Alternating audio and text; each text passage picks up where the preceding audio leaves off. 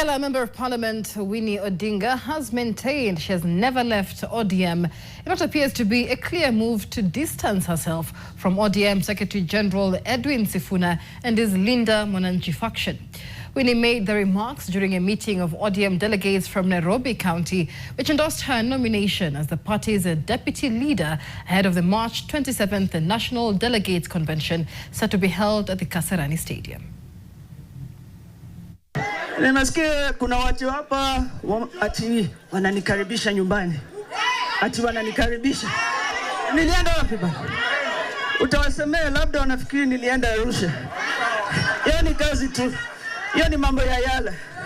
Mimi hii chama hii nyumba yetu. Hii nyumba ambayo tulijenga. Hii nyumba ambayo babangu alijenga. Mimi Winnie Odinga natoka hapa nikienda wapi?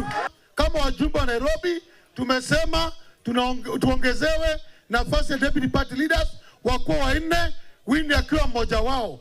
Na wengi watauliza kwani hii ni chama ya family?